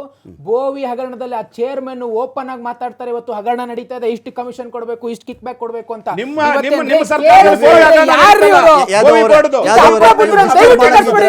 ಡಿಸ್ಟರ್ಬ್ ಮಾಡಂಗಿದ್ರೆ ಮೈಕ್ ಮ್ಯೂಟ್ ಮಾಡಿಸ್ಬಿಡ್ತೀನಿ ನಾನು. ನಿಮ್ಮ ಚಾಯ್ಸ್ ಇದು. ನೀವು ಅವ್ರದ್ದು ಮಾತಾಡಿದ್ಮೇಲೆ ಎಷ್ಟು ಬೇಕಾದ್ರೂ ಪಾಯಿಂಟ್ ಬರ್ಕೊಳ್ಳಿ, ನಾನು ತಕರಾರೇ ಮಾಡಲ್ಲ. ನಾನು ಯಾರ ಟೈಮು ನಾನು ಕಿಲ್ ಮಾಡಲ್ಲ. ನಿಮ್ಮ ಸಮಯ ಬಂದರೆ ಎಷ್ಟು ಬೇಕಾದ್ರೂ ಮಾತಾಡಿ, ನೀವು ಇನ್ನೊಬ್ಬರು ಟೈಮಿಂದ ಬಿಟ್ಬಿಡಿ. ಕಾಂಟ್ರಾಕ್ಟರ್ ಅಸೋಸಿಯೇಷನ್ ಲೆಟರ್ ಬರೀತಾರೆ, ವಾಲ್ಮೀಕಿ ಹಗರಣ ಲೂಟಿ ಮಾಡಿದಂಥದ್ದು, ಬೋವಿ ಹಗರಣ ಲೂಟಿ ಮಾಡಿದಂಥದ್ದು. ಇವತ್ತೆಲ್ಲ ಇಷ್ಟು ಹಗರಣಗಳನ್ನು ಮಾಡಿ ಯಾರು ದುಡ್ಡು ತಿಂದ್ರು? ಸಿದ್ದರಾಮಯ್ಯನವರು, ಅವ್ರ ಸರ್ಕಾರ. ಅದೇ ಸಾಮಾಜಿಕ ನ್ಯಾಯ ಅಂತ ಮಾತಾಡ್ತಾರಲ್ವಾ, ಶೋಷಿತರು, ಹಿಂದುಳಿದವರು, ದಲಿತರು ಅಂತ. ಅದೇ ದಲಿತರು ದುಡ್ಡು ತಿಂದಿದ್ರಿ ನೀವು. ಇವತ್ತು ರಾಜಣ್ಣ ಅವರು ನಿಜಾಂಶವನ್ನು ನುಡಿದ್ರು ಅಂತ ಕಾರಣಕ್ಕೆ ಅವ್ರನ್ನ ಕಿತ್ತು ಬಿಸಾಕಿದ್ರಿ. ನಿಮ್ಗೆ ಯಾವ ನೈತಿಕತೆ ಇತ್ತು? ಪಾಪ ರಾಜಣ್ಣ ಅವರು ಹಾದಿ ಬೀದಿಲಿ ಓದ್ ಕಡೆಯಲ್ಲೆಲ್ಲ ಸಿದ್ದರಾಮಯ್ಯನವರ ಕಾರಣಕ್ಕೆ ನಾನು ರಾಜಕೀಯದಲ್ಲಿ ಇದ್ದೀನಿ ಅಂತ ಹೇಳ್ಕೊಬಂದ್ರು. ಯಾವ ನೈತಿಕತೆ ಇದೆ ನಿಮಗೆ? ಸಿದ್ದರಾಮಯ್ಯನವರ ರಾಜಕೀಯ ಇತಿಹಾಸವನ್ನು ನೋಡಿದಾಗ ಅವ್ರು ಯಾವ ಪಕ್ಷಕ್ಕೂ ಕೂಡ ನಿಷ್ಠೆಯಿಂದ ಇದ್ದಂಥವ್ರಲ್ಲ. ಬಹಳ ಸ್ಪಷ್ಟವಾಗಿ ಹೇಳ್ತೀನಿ, ತಮ್ಮ ವೈಯಕ್ತಿಕ ಕುರ್ಚಿಗೆ ಸಮಸ್ಯೆಗಳು ಬಂದಾಗ ಈ ರೀತಿಯ ಜಾತಿ ಗಣತಿ ವಿಚಾರ, ಈ ರೀತಿಯ ನಾಯಕರನ್ನು ಗುಡ್ಡೆ ಹಾಕುವಂಥದ್ದು, ಜಾತಿ ವಿಚಾರಗಳನ್ನು ತರುವಂಥದ್ದು, ಅಭಿವೃದ್ಧಿ ಬಗ್ಗೆ ಮಾತನಾಡೋದಿಲ್ಲ. ಈ ಎಲ್ಲ ಕಪಟ ನಾಟಕಗಳೇನಿದೆಯಲ್ವಾ, ಬಹಳ ಸ್ಪಷ್ಟವಾಗಿ ಹೇಳ್ತೀನಿ ಸರ್. ಇವತ್ತು ನಿಜವಾಗ್ಲೂ ಹೇಳ್ಬೇಕಂತಂದ್ರೆ ಈ ಕಾಂಗ್ರೆಸ್ ಸರ್ಕಾರದವ್ರು ತಮ್ಮಂತ ಹೊರಜ್ ಹಾಕೊಳ್ತಾ ಇದ್ದಾರೆ. ಒಂದು ಕಡೆ ಒಣ ಬಣದವರು ಒಂದು ಮಾತನಾಡುವಂಥದ್ದು, ಇಲ್ಲಿ ಸಿದ್ದರಾಮಯ್ಯನವ್ರ ಬಣದವರು ಒಂದು ಮಾತನಾಡುವಂಥದ್ದು. ಇವರೇ ಮುಖ್ಯಮಂತ್ರಿ ಅಂತ ಇವ್ರು ಹೇಳ್ತಾರೆ, ಇವರೇ ಮುಖ್ಯಮಂತ್ರಿ ಅಂತ ಇವ್ರು ಹೇಳ್ತಾರೆ. ಎಷ್ಟು ಈ ರೀತಿಯ ಕಪಟ ನಾಟಕಗಳು ಏನಿದೆಯಲ್ವ, ಇದನ್ನ ಒಪ್ಪಕ್ಕೆ ಜನ ಯಾರು ತಯಾರಿಲ್ಲ. ಅಶೋಕ್ ಸರ್ ಇಲ್ಲಿ ಏನಾಗ್ತಿದೆ ಅಂತ ಹೇಳಿದ್ರೆ, ಬಣಗಳಲ್ಲಿ 10 ಜನ ಶಾಸಕರು, 5 ಜನ ಬಲವಾದಂಥ ಮಿನಿಸ್ಟ್ರುಗಳು ಸೇರಿ ಒಬ್ಬ CM ಕುರ್ಚಿಯನ್ನು ಉಳಿಸುವಂಥ ಪ್ರಯತ್ನಗಳು ಮಾಡ್ತಾರೆ ಅಥವಾ ಗಳಿಸುವಂಥ ಪ್ರಯತ್ನವನ್ನು ಮಾಡ್ತಿದ್ದಾರೆ ಅಂತ ಕಾಣಿಸ್ತಿಲ್ವಾ ನಿಮಗಿದು? ಸರ್ ಇದೇನು ಗೊತ್ತಾ, ಇದು ಅಭ್ಯಾಸ. ಇದು ಅದಾಗುತ್ತೋ ಬಿಡುತ್ತೋ ಗೊತ್ತಿಲ್ಲ. ಇವ್ರದ್ದು ಅಭ್ಯಾಸ. ಇವ್ರು ಯಾರು, ಎಲ್ಲಿಂದ ಬಂದ್ರು ಇವರೆಲ್ಲ? ಓಕೆ, ಮಾದೇವಪ್ಪ ಯಾರು, ಉಗ್ರಪ್ಪ ಯಾರು, ಸಿದ್ದರಾಮಣ್ಯ ಯಾರು, ಎಲ್ಲ ಅಲ್ಲಿ ನಿಮಗೆ ಏನು ಹೇಳ್ತಿದ್ರು ಅಲ್ಲಿ? ಭಿನ್ನಾಭಿಪ್ರಾಯ ಅಲ್ಲ, ಅಭಿಪ್ರಾಯ ಭೇದ. ಇವರೆಲ್ಲ ಜೆ ಡಿ ಎಸ್ಗಿಂತ ಮುಂಚೆ ಜನತಾ ಪಕ್ಷದಲ್ಲಿ ಇದ್ದವರು, ಆಯಿತಾ? ಕಾಂಗ್ರೆಸ್ನಲ್ಲೇ ಇವತ್ತು ಖರ್ಗೆ ಅವರು ಸುಮ್ಮನೆ ಕೂತಿರ್ತಾರೆ, ಇನ್ನೊಬ್ಬರು ಸುಮ್ಮನೆ ಕೂತಿರ್ತಾರೆ. ಯಾಕೆಂದರೆ ಇದು ಒರಿಜಿನಲ್, ಅವರೆಲ್ಲ ಒರಿಜಿನಲ್ ಬೇರೆ. ಇವ್ರು ಯಾರ್ಯಾರು ಬಂದಿದಾರಲ್ಲ ಇವ್ರು ಮಾತ್ರ. ಈಗ ಇನ್ನೂ DK ಶಿವಕುಮಾರ್ ಶುರು ಮಾಡಿಲ್ಲ, ಒಕ್ಕಲಿಗರು ಎಲ್ಲೂ ಸೇರಿಲ್ಲ. ಬಟ್ ಸುಮ್ಮನೆ ಸೇರ್ತಾರೆ, ಮಠಗಳಲ್ಲಿ ಅಲ್ಲಿ ಸೇರ್ತಾರೆ, ಏನಾಗಬೇಕು ಅದನ್ನು ಮಾಡ್ತಾರೆ. ಅದ್ರ ಪ್ರಕಾರ ಅವ್ರೇನಾರು ಅಖಾಡಕ್ಕಿಳಿದ್ರೆ, ಒಂದು ಕಡೆ ಲಿಂಗಾಯಿತು, ಒಂದು ಕಡೆ ಒಕ್ಕಲಿಗರು, ಇನ್ನೊಂದು ಕಡೆ ಬ್ಯಾಕ್ವರ್ಡ್ ಕ್ಲಾಸು ಐಂದ ಇದು ಸೇರ್ಕೊಳ್ಳುತ್ತೆ. ಆಮೇಲೆ ಇನ್ನೊಂದು, ಈ ಅಧಿಕಾರಿಗಳದ್ದು ವಿಚಾರ ಯಾರೋ ಪ್ರಸ್ತಾಪ ಮಾಡಿದ್ರು. ನೀವು ಯಾವ ಡಿಪಾರ್ಟ್ಮೆಂಟ್, ಎಲ್ಲ ಡಿಪಾರ್ಟ್ಮೆಂಟಲ್ಲಿ ಮುಂಚೆ ಅವನಿಗೆ ಯೋಗ್ಯತೆ ಇರೋನು ಅವನು ಯಾವುದೇ ಜಾತಿ ಇರಲಿ ಮೇಲಿರ್ತಿದ್ದ, ಆಮೇಲೆ ಕೆಳಗೆ ಬರೋರು. ನಿಮಗೆ ಸುಮ್ಮನೆ MB ಪಾಟೀಲ್ರು ಇಲಾಖೆ ಹೇಳ್ತೀನಿ ನಿಮಗೆ, ಅಲ್ವಾ? ಲಿಂಗಾಯತರಲ್ವ ಅವರು? ಲಿಂಗಾಯತ ಕೆಳಗಿದ್ದಾನೆ, ಅವನಿಗೆ ಯೋಗ್ಯತೆ ಇದೆ, ಮೇಲಿರೋರು ಇವ್ರ ಜಾತಿಯವರು, ಆಯ್ತಾ? ಒಕ್ಕಲಿಗನಿಗೆ ಒಂದೇ ಒಂದು ಕ್ಷೇತ್ರ ಬಳ್ಳಾರಿ ಕೊಟ್ಟವ್ರೆ ನೋಡ್ಕೊಳಕ್ಕೆ. ಒಕ್ಕಲಿಗ ಅಲ್ಲಿ 3ನೇ ಸ್ಥಾನಕ್ಕೆ ಹೋದ. ಇದು ಯಾರ ಮೇಲೆ ಸಿಟ್ಟಿಗೆ ಮಾಡ್ತಾ ಇದ್ದೀರಾ? ಕುಮಾರಸ್ವಾಮಿ ಮೇಲೆ ಸಿಟ್ಗ, ದೇವೇಗೌಡರ ಮೇಲೆ ಸಿಟ್ಗ, ಒಕ್ಕಲಿಗರ ಮೇಲೆ ಸಿಟ್ಗ? ಆಯ್ತು, ಇವರು ಲಿಂಗಾಯತರ ಲೀಡರ್ ಇದ್ದಾರೆ ಅವ್ರ ಹತ್ರ. MB ಪಾಟೀಲ್ ಈಗ ಮೊನ್ನೆ ಎಲ್ಲ ಇವ್ರನ್ನ ಸ್ವಾಮೀಜಿಗಳನ್ನೆಲ್ಲ ಸೇರಿಸಿದ್ರು, ಇವ್ರಿಗೊಂದು ಪಟ್ಟಿನೂ ಹೊಡೆದ್ರು. ಇವರೆಲ್ಲ ಮಾಡಿಸ್ಕೊತಾರೆ. ನೀವು ಗದೆ ಕೊಡಿ ತಗೋತಾರೆ, ಪಟ್ಟೆ ಓಡಿಸ್ಕೊತಾರೆ, ಆಮೇಲೆ ಟೋಪಿ ಹಾಕಿಸ್ಕೊತಾರೆ, ಡ್ಯಾನ್ಸ್ ಮಾಡ್ತಾರೆ, ನಾಟಕ ಮಾಡ್ತಾರೆ. ಅವ್ರು PAPSಗಳು ಬಂದು ಡ್ಯಾನ್ಸ್ ಮಾಡ್ತಾರೆ. ಒಬ್ಬ ಮಾಧ್ಯಮ ಕಾರ್ಯದರ್ಶಿ ನೃತ್ಯ ಮಾಡ್ತಾನೆ. ಇದುವರೆಗೂ ಜಯಶೀಲ್ ರಾವಿಂದ ಹಿಡಿದು ನೀವು ಅಲ್ಲಿ ಇಂದಿರಾ ಗಾಂಧಿಗೆ ನಮ್ಮ ಇವರು ಮಾಧ್ಯಮ ಕಾರ್ಯದರ್ಶಿಗಳಾದರು. ಹೆಂಗೆ ಮೇಂಟೈನ್ ಮಾಡ್ತಾಯಿದ್ರು ಅವರೆಲ್ಲ? ಹೆಲಿಕಾಪ್ಟ್ರಲ್ಲಿ ಹೋಗ್ತಾರೆ ಸರ್, PAಗಳು ಹೆಲಿಕಾಪ್ಟ್ರು. ಅವ್ರ ಆಸ್ತಿ ಪಾಸ್ತಿ ನೀವು ಆಮೇಲೆ ಮಾಹಿತಿ ಹಕ್ಕು ಮಾಡಿದಾರಲ್ಲ, ಕೊಡ್ತಾರ ಮಾಹಿತಿನ? ಏನಾರ ಕೊಡ್ತಾರಾ? ಇವತ್ತಿಗೂ ವಿಧಾನಸಭೆ 2 ವರ್ಷ ಆಯಿತು ನಾವು ಕೇಳಿ, ಒಬ್ಬನ ಸಂಬಳ ಕೇಳಿದ್ವಿ ಅಷ್ಟೇ. ಅದಕ್ಕೆ ಮುಂಚೆ ಅವನ ಸಂಬಳ ಎಷ್ಟಿತ್ತು, ಅವನದು ಮನೆ ಎಷ್ಟಿತ್ತು, ಮುಖ್ಯಮಂತ್ರಿ ಮಾಡಿಲ್ಲ, ಮುಖ್ಯಮಂತ್ರಿ ಮನೆ ಪಕ್ಕದಲ್ಲಿ ಮಾಡಿದ್ದಾರೆ ಅಪಾರ್ಟ್ಮೆಂಟ್ಗಳು. ಎಲ್ಲಿಂದ ಬರುತ್ತೆ ದುಡ್ಡಿದು? ವಾರ್ತಾ ಇಲಾಖೆ ನಾವು ಕೇಳ್ತೀವಿ, ಯಾರ ಕೈಲಿದೆ? 15-60 ವರ್ಷ ಆದವರು ಪತ್ರಕರ್ತರಿಗೆ ನೀವು ಇದು ಕೊಡಬೇಕಲ್ಲ ಪಾಪ, ಸಾಯ್ತಾ ಇದ್ದಾರೆ. ನಿಯತ್ತಾಗಿರೋರು ಇಲ್ವಾ? ಈಗ ಬಂದಿರೋರು ಏನೋ ಮಾಡ್ಕೊಂಡಿರ್ಬೋದು, ನಿಯತ್ತರ ಇದಾರಲ್ಲ, ಅವ್ರಿಗೊಂದು 15,000 ಪೆನ್ಷನ್ ಬರುತ್ತಲ್ಲ, ಇಷ್ಟುದ್ದ ಲೀಸ್ಟ್ ಹಾಕೊಂಡು ಕೂತವ್ರೆ. ಅವು 100 ಪ್ರಶ್ನೆಗಳು, ಜಾತಿ ಗಣತಿ ಥರನೇ ಇದು ಒಂದು ಪ್ರಶ್ನೆಗಳು. ಸರ್ ಏನು ಇಲ್ಲ, ನೀವು ಹೇಳಿದ್ರಲ್ಲ ಬುಟ್ಟಿ ಇದೆ ಆವಲ್ಲಿ, ಈ ಹಗರಣಗಳೆಲ್ಲ ಇಟ್ಕೊಂಡಿರ್ತಾರೆ. ನಿಂದು ಮಾತಾಡೋದು ಬಿಡ್ತೀನಿ, ನೀನು ಕೆಮ್ಮಿದ್ರೆ ಅಷ್ಟೇ ನಿನಗೆ. ಈ ಥರ ಅದನ್ನು ಎಲ್ಲ ಸರ್ಕಾರಗಳು ಮಾಡಿದ್ದಾವೆ, ಅದನ್ನು ಇವರು ಮಾಡ್ತಿದ್ದಾರೆ. ವ್ಯತ್ಯಾಸ ಏನಿಲ್ಲ ಅಂತ. ವ್ಯತ್ಯಾಸ ಏನಿದೆ? ಸಿದ್ದರಾಮಯ್ಯ ಅನ್ನೋದಕ್ಕೆ ವ್ಯತ್ಯಾಸ ಏನಿದೆ? ಸಮಾಜವಾದಿ, ಲೋಹಿಯಾವಾದಿ ಎಲ್ಲ ಹೌದು, ಎಲ್ಲಿದೆ?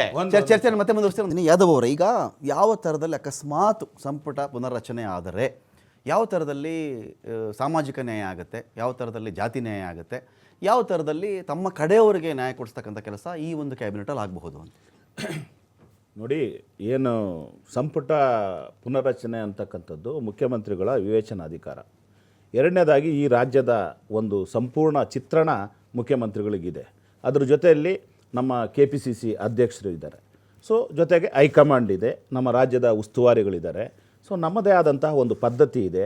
ಸೊ ಆ ಪದ್ಧತಿ ಪ್ರಕಾರ ನಾವು ನಮ್ಮ ಪಕ್ಷದಲ್ಲಿ ಚರ್ಚೆಯನ್ನು ಮಾಡ್ತೇವೆ. ಸೊ ಚರ್ಚೆಯನ್ನು ಮಾಡಿ ಯಾವ ಶಾಸಕರು ಎಷ್ಟೆಷ್ಟು ಬಾರಿ ಆಯ್ಕೆ ಆಗಿದ್ದಾರೆ, ಅವರ ಹಿನ್ನೆಲೆ ಏನು, ಅವರ ಎಜುಕೇಷನ್ ಏನು, ಸೊ ಅವರ ಯಾವ ಜಾತಿ ಜನಾಂಗಕ್ಕೆ ಸೇರಿದವರು. ಯಾಕಂತೇಳಿದ್ರೆ ನೋಡಿ, ಇವತ್ತು ಮತ್ತೆ ಪದೇ ಪದೇ ನಾವು ಕಾಂಗ್ರೆಸ್ ಅದನ್ನೇ ಸ್ಪಷ್ಟಪಡ್ತದೆ. ಏನಂತೇಳಿದ್ರೆ ಇವತ್ತು representation, point number 1 representation natural. ಯಾಕಂತೇಳಿದ್ರೆ ನಾವು ಈ ವ್ಯವಸ್ಥೆಯಲ್ಲಿದ್ದೇವೆ, ಸುಮಾರು ಸಾವಿರಾರು ಜಾತಿ ಜನಾಂಗಗಳಿದೆ. ನ್ಯಾಚುರಲಿ ಯಾವ ವರ್ಗಗಳಿಗೆ ಕೆಳಗಡೆ ಬಿದ್ದಿರ್ತಾರೆ ಅವ್ರಿಗೆ ಕೊಡ್ತಕ್ಕಂಥದ್ದು ಒಂದು, ಕೇವಲ ನಾನು ಹೇಳ್ತಕ್ಕಂಥದ್ದು ಅದೇ ಪ್ರಮುಖವಾಗಿ ಅಂತ ನಾನು ಹೇಳ್ತಾ ಇಲ್ಲ. ಕಾಂಗ್ರೆಸ್ ಯಾವತ್ತೂ ಕೂಡ ಅದೊಂದನ್ನೇ ಮಾಡಿಲ್ಲ. ಒಂದನೇದು representation of caste, community, religion, 3. So ಎರಡನೇ ಪಾಯಿಂಟ್ ಏನು, ಪ್ರಾಂತ್ಯ.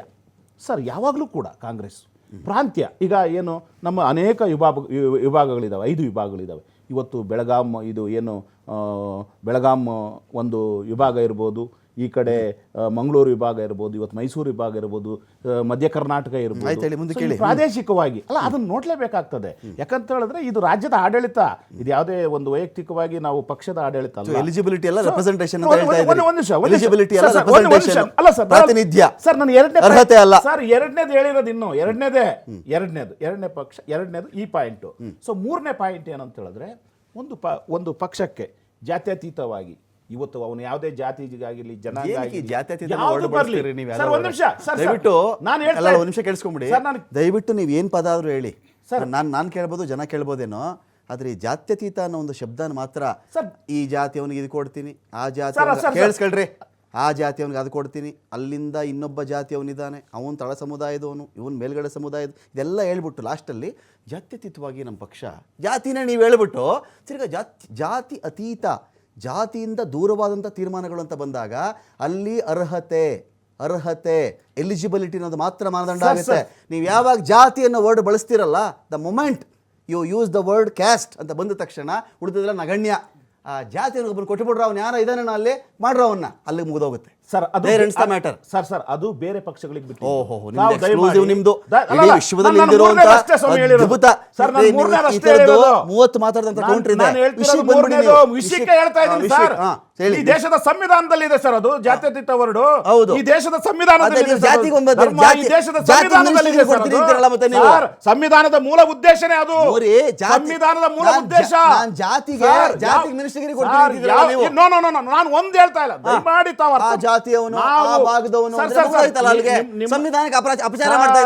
ಖಂಡಿತವಾಗೂ ನಿಮ್ಮ ಪ್ರಶ್ನೆಗೆ ನಾನು ಉತ್ತರ ಕೊಡ್ತಾ ಇದ್ದೇನೆ. ನಾವು ಕೇವಲ ಅಂತ ಹೇಳ್ತಾ ಇದ್ದೀನಿ ನನ್ನ ವರ್ಡು. ನೀವು ಅವಾಗ್ಲಿಂದ ರಿಮೈಂಡ್ ಮಾಡಿ ನೋಡಿ ದಯಮಾಡಿ. ನಾನು ಕೇವಲ ಬರೇ ಒಂದು ಜಾತಿ ನೋಡಿಕೊಡಲ್ಲ, ಧರ್ಮ ನೋಡಿಕೊಡಲ್ಲ, ಅದು ಒಂದು ಕಾರಣ ಅಷ್ಟೇ. ಎರಡನೇದು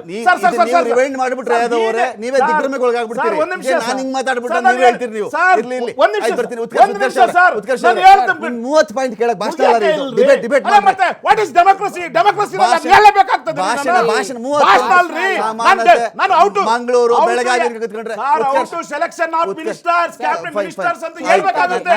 ನೀವು ಕೇಳಿದಾಗ ಹೇಳ್ತಿದ್ರೆ ಅದೇನಾಗುತ್ತೆ? ಒಂದು ನಿಮಿಷ ಉತ್ಕರ್ಷ್, ನನ್ನ ಪಾಯಿಂಟ್ ಏನು ಗೊತ್ತಾ ಉತ್ಕರ್ಷ್, ನಾವು ಇಲ್ಲಿ ಎಲಿಜಿಬಿಲಿಟಿ ಮಾತಾಡ್ತಾ ಇದ್ದೀವ, ಕ್ಯಾಸ್ಟ್ ಮಾತಾಡ್ತಾ ಇದ್ದೀವಿ ಅಂತ ನನ್ನ ಬೇಸಿಕ್ ಕ್ವಶನ್.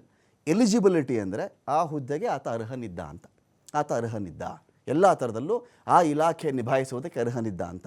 ದ ಮೂಮೆಂಟ್ ನೀವು ಕ್ಯಾಸ್ಟನ್ನು ವರ್ಡ್ ಬಂದುಬಿಡುತ್ತಲ್ಲ, ಬಂದ ತಕ್ಷಣ ಏನಾಗುತ್ತೆ ಗೊತ್ತಾ, ಆ ಜಾತಿಯವನಿಗೊಬ್ಬನ ಕೊಡಬೇಕಂಡ್ರು ಆ ಜಾತಿಯವ್ರನ್ನ ಸಮಾಧಾನ ಮಾಡ್ಬೇಕು, ನಾವು ಕೊಟ್ವಿ ಅಂತ ಆಗ್ಬಿಡುತ್ತೆ, ಸಿಂಪಲ್. ಅದರಲ್ಲಿ ಎಲ್ಲರೂ ಹಾಗಾದರೆ ಅನರ್ಹರೇ ಇದ್ದರಾ? ಇಲ್ಲ, ಕೆಲವು ಅರ್ಹರು ಇರಬಹುದು, ಕೆಲವರು ಪ್ರಾತಿನಿಧ್ಯದ ಕಾರಣಕ್ಕೂ ನೀವು ಕೊಡಬಹುದು. ಎಷ್ಟೋ ಇಲಾಖೆಗಳಲ್ಲಿ ಇದೆ ಆ ಥರದ್ದು, ಪ್ರಾತಿನಿಧ್ಯಕ್ಕೋಸ್ಕರವಾಗಿ. ಇದರಲ್ಲಿ ಬಿಂಬಿಸೋದೇನಂತ ಗೊತ್ತಾ, ಇಡೀ ಸಮುದಾಯವನ್ನು ನಾನು ಗಮನಿಸಿದೆ, ಗೌರವಿಸಿದೆ, ಅವ್ರ ಕಟ್ಟ ಕಡೆ ಮನುಷ್ಯರನ್ನು ನಾನು ಹೋಗಿ ರೀಚ್ ಆಗ್ಬಿಟ್ಟೆ ಅಂತ ಹೇಳಿ. ಇದು ಸುಳ್ಳಲ್ವಾ ಅಂತ ನನಗೆ ಸಿಂಪಲ್ ಕ್ವಶನ್. ಸರ್ ನಾನು ಚುಟುಕಾಗಿ 2 ಪಾಯಿಂಟ್ ನಂಬರ್ 1, ಸಿದ್ದರಾಮಯ್ಯನವರು ಓದ್ ಕಡೆಯಲ್ಲೆಲ್ಲ ಈ ಹಿಂದುಳಿದ, ಶೋಷಿತ, ದಮನಿತ, ಜಾತ್ಯತೀತ ಮೊದಲು ಬಿಡಬೇಕು ಸರ್. ಯಾವ ಬದ್ಧತೆ ಕೂಡ ಇಲ್ಲ ಸಿದ್ದರಾಮಯ್ಯನವರಿಗೆ, ಬಹಳ ಸ್ಪಷ್ಟವಾಗಿ ನಾನು ಹೇಳಬಲ್ಲೆ. ಇವತ್ತು ಪಾಯಿಂಟ್ ನಂಬರ್ 2 ಏನು ಅಂತಂದ್ರೆ ಅವ್ರು ಹೇಳ್ತಾರೆ ಮಂತ್ರಿಮಂಡಲ ಪುನರ್ರಚನೆ ಮಾಡ್ತೀವಿ ಅಂತ. ಆದ್ರೆ ನಾನು ಬಹಳ ಸ್ಪಷ್ಟವಾಗಿ ಹೇಳ್ತೀನಿ ಮಾಧ್ಯಮದ ಮುಖಾಂತರ, ಮೊದಲು ನಿಮ್ ಕುರ್ಚಿ ಉಳಿಸ್ಕೊಳ್ಳಿ ಸರ್. ಯಾಕಂದ್ರೆ ಇದೇ ಉಪಮುಖ್ಯಮಂತ್ರಿಗಳು ಹೇಳಿದ್ರು ವಿಧಾನಸೌಧದಲ್ಲಿ ಅಧಿಕಾರ ಸಿಗ್ಲಿಲ್ಲ ಅಂದ್ರೆ ಒದ್ದು ಕಿತ್ಕೋಬೇಕು ಅಂತ. ಸೊ ಹಾಗಾಗಿ ನೀವು ಈ ಡೋಂಗಿ ಸಮಾಜವಾದವನ್ನು ಮಾಡ್ಕೊಂಡು, ಡೋಂಗಿ ಲೋಹಿಯಾವಾದವನ್ನು ಮಾಡ್ಕೊಂಡು, ಮುಸಲ್ಮಾನರ ಕಾರ್ಯಕ್ರಮಕ್ಕೆ ಹೋದ್ರೆ ನೀವು ಮುಸಲ್ಮಾನರ ಟೋಪಿ ಹಾಕೋತೀರಾ, ಹಿಂದೂಗಳ ಕಾರ್ಯಕ್ರಮಕ್ಕೆ ಬಂದ್ರೆ ಕೇಸರಿ ಶಾಲ್ ಬಿಟ್ಬಿಡಿ, ಮೈಸೂರು ಪೇಟ ಹಾಕೋಣಕ್ಕೂ ನೀವು ನಿರಾಕರಣೆ ಮಾಡ್ತೀರಾ. ಸೊ ಹಾಗಾಗಿ ಸಿದ್ದರಾಮಯ್ಯನವರಿಗೆ ಅವರ ರಾಜಕೀಯ ಇತಿಹಾಸವನ್ನ ನೋಡಿದಾಗ ಯಾವ ನೈತಿಕತೆ ಇಲ್ಲ, ಯಾವ ಬದ್ಧತೆ ಇಲ್ಲ, ಯಾವ ಹಿಂದುಳಿದವರು ಅಹಿಂದ ಅಂತ ಹೇಳ್ತಾರಲ್ಲ, ನಿಜವಾಗ್ಲೂ ಆ ಸಮುದಾಯದ ನಾಯಕರನ್ನೇ ಹೆಚ್ಚು ತುಳಿದಿರೋ ಅಂತದ್ದು. ಸೊ ಹಾಗಾಗಿ ಬಹಳ ಸ್ಪಷ್ಟವಾಗಿ ಹೇಳ್ತೀನಿ, ಸಿದ್ದರಾಮಯ್ಯ ಸರ್ ದಯವಿಟ್ಟು ನೀವು ಮಂತ್ರಿಮಂಡಲ ರಚನೆ ಮಾಡೋದಿರಲಿ, ನಿಮ್ ಕುರ್ಚಿ ಉಳಿಸ್ಕೊಳ್ಳಿ. ಸಂವಿಧಾನ ಅಂಬೇಡ್ಕರ್ ವಿರಚಿತ ಎಷ್ಟು ಅದ್ಭುತವಾಗಿದೆ ಅಂತ ಹೇಳಿದ್ರೆ ಅದರಲ್ಲಿ ಜಾತ್ಯತೀತ ಅಂತೆಲ್ಲ ಆಮೇಲೆ ವಿಷಯಗಳಲ್ಲಿ ಪ್ರಸ್ತಾಪ ಆಗುತ್ತಲ್ಲ, ಈ ಜಾತ್ಯತೀತ ಅನ್ನೋದಕ್ಕಿಂತ ಈ ವ್ಯವಸ್ಥೆಯಲ್ಲಿ ದೊಡ್ಡ ಡೋಂಗಿ ಅನ್ನೋದು ಇದೆಯಾ ಸರ್?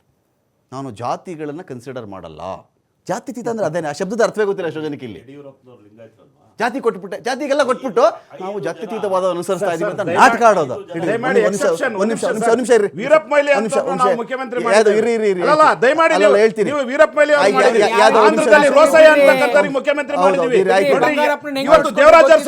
ಸಣ್ಣ ಸಮುದಾಯಕ್ಕೆ ನಾವು ಈ ರಾಜ್ಯದಲ್ಲಿ ಸಮುದಾಯನ ಹೊರಡೆ ಬರಬಾರ್ದ್ರಿ, ವ್ಯಕ್ತಿ ಮಾಡಿದ್ರು ಅಂತ ಹೇಳಿ ನಾವ್ ಹೇಳದ ಅರ್ಥನೇ ಆಗ್ತಿಲ್ಲ ಅವ್ರಿಗೆ. ಅರ್ಥ ಮಾಡ್ಕೊಳ್ಳಿ ಅದು ಅವರ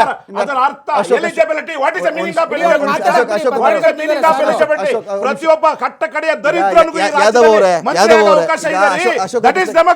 ಅಶೋಕ್ ಪ್ರಶ್ನೆ ಕೇಳಿದೆ. ಅಶೋಕ್ ಅವರು ಹೇಳಿ.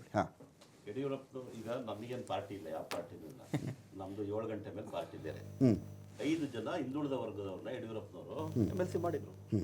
ದೇವೇಗೌಡರ ಹತ್ರ ಇವತ್ತು ಪೇಸ್ ಆಗಿರೋರು ಯಾರು 30 ವರ್ಷದಿಂದ? ಕುರುಬರು, ತಿಪ್ಪೇಸ್ವಾಮಿ. HC ನೀರಾವರಿ ಯಾವ ಜಾತಿ ಆಯ್ತಾ? ಒಕ್ಕಲಿಗರು ಯಾರಿದ್ದಾರೆ ದೇವೇಗೌಡರ ಹತ್ರ? ಬ್ರಾಹ್ಮಣರು, ಕುರುಬರು, ಹಿಂದುಳಿದವರು, ಬೆಸ್ತರು, ಇಂಥವ್ರು ಇರೋದು ಅವ್ರ ಹತ್ರ. ಈ ಯಡಿಯೂರಪ್ಪನವ್ರ ಹತ್ರ ಯಾರಿದ್ರು? ಒಬ್ರು ಮುಸ್ಲಿಂ ಇದ್ರು ಅವ್ರ ಹತ್ರ. ಇವ್ರದ್ದು ಧರ್ಮದ ಹೋರಾಟ, ಸೋಷಿಯಲ್ ಎಂಜಿನಿಯರಿಂಗ್ ಇವ್ರದ್ದು ಧರ್ಮದ ಹೋರಾಟ ಇತ್ತಲ್ಲ. ಈಗ ಜಾತಿ ಜಾತಿ ಜಾತಿ ಜಾತಿ ಜಾತಿ.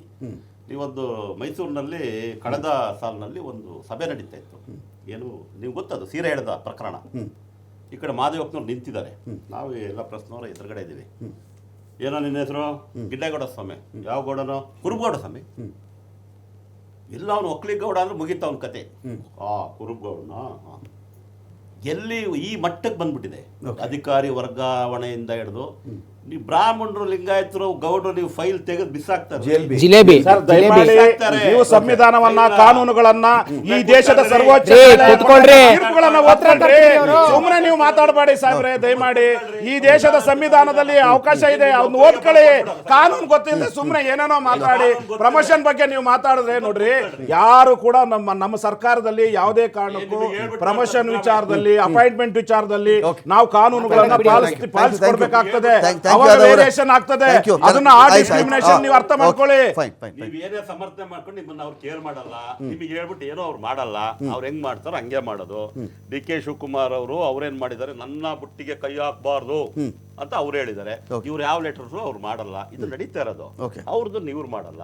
ಇಡೀ ಗ್ರೇಟರ್ ಬೆಂಗಳೂರು, ಅರ್ಧ ಕರ್ನಾಟಕ ಆಗೋಗುತ್ತಾ? ಸಾಕು ಮೇಯಕ್ಕೆ. ನಿಮ್ಗಿದೇನ್ ಬೇಕು? ಈಗ ರೈತರೆಲ್ಲ ಚಳವಳಿ ಎದ್ದು ಹೇಳ್ತಾರೆ ನೋಡಿ, ಆವಾಗ ಇವ್ರಿಗೆ ಬುದ್ಧಿ ಕಲಿಸ್ತಾರೆ. ಇವ್ರು ಬರ್ತಾರೆ, ಯಾರು ಬರ್ತಾರೆ ಬೇರೆ ವಿಚಾರ. ಇವ್ರಂತೂ ಇರಲ್ಲ. ಇವ್ರ ಬುದ್ಧಿ ಅಂತೂ ರೈತರೇ ಕಲಿಸ್ತಾರೆ ನೋಡಿ. ಇಲ್ಲ ಅಂದ್ರೆ ದೇವನಹಳ್ಳಿ ಗಲಾಟೆ ಆಗಿತ್ತಲ್ಲ, ಅವಾಗ ಆಗ್ತಿತ್ತು. ಅಲ್ಲಿ ಮೋದಿಯವ್ರಿಗಾಯ್ತಲ್ಲ, ಆ ಪರಿಸ್ಥಿತಿ ಇಲ್ಲಿ ರೈತರು. ಥ್ಯಾಂಕ್ ಯು ಬಾಲಕೃಷ್ಣ ಯಾದವ್ ಅವರೇ, ಥ್ಯಾಂಕ್ ಯು ಅಶೋಕ್ ಕುಮಾರ್ ಅವರೇ, ಥ್ಯಾಂಕ್ ಯು ಉತ್ಕರ್ಷ್ ಅವರೇ. ನೋಡೋಣ, ನವೆಂಬರ್ ಕ್ರಾಂತಿ ಇದು ಸಂಪುಟ ಪುನರ್ರಚನೆಯೊಂದಿಗೆ ಏನಾದರೂ ಇದು ಕ್ರಾಂತಿ ನಡೆಯುತ್ತಾ, ಅಥವಾ ಮುಖ್ಯಮಂತ್ರಿಗಳ ಹುದ್ದೆ ವಿಚಾರಕ್ಕೂ ಸಂಬಂಧಪಟ್ಟಂತೆ ನಡೀಬಹುದಾ ಅಂತೇಳಿ ವೆಯ್ಟ್ ಮಾಡೋಣ ಅಂತ ಹೇಳ್ತಾ ಡಿಬೇಟ್ ಮುಗಿಸ್ತಾ ಇದ್ದೀನಿ. ನಮಸ್ಕಾರ.